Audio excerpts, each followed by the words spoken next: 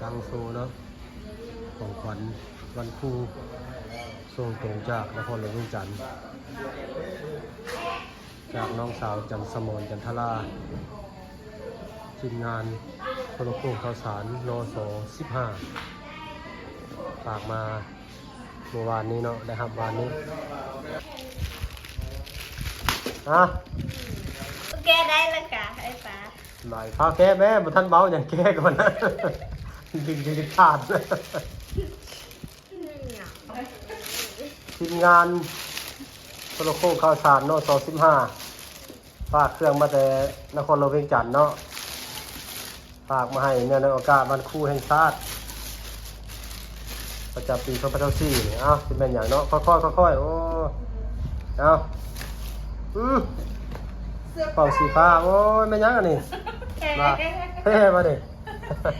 โอ้แกไวขนาดเลยมือซ้าเหมือนอย่างเลยยาแต่บริแกสุภาษาเห็นบุษอาบน้ำบุษได้ใส่เพมายกขึ้นนะแม่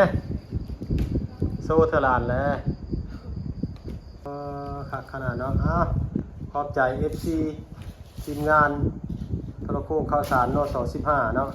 ฝากเพมาให้จักพื้นหันแกะออกมาได้ไหม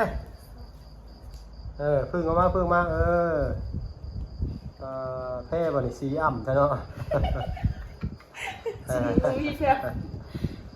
ตอนนั้นได้สัตว์ตัวน้อยๆนี่ดิแกงมาแกงมาสีน้อยๆนี่โอ้เดาว่าเป็นเสื้อแต่ผมเป็นเสื้อเนาะเจใหม่จัดการค่ะเนาะเน็ตไอดอลมาก็ได้เจใหม่เอาแม่เพิ่มมาเป็นเพศแบบไหนขอบใจนัก FC ทาง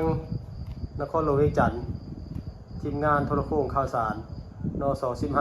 15น้องสาวจันสมรจันทราป่าซิวเนาะถือว่าจบเมื่อแล้วก็ยังคิดฮอตคิดถึงอาจารย์คิดฮอตคิดถึงครูแล้วฝากของขวัญมาแต่นครหลวงเวียงจันทร์เนาะขอบใจหลายๆเด้อถือว่าจบชั้นนี้กันเนาะ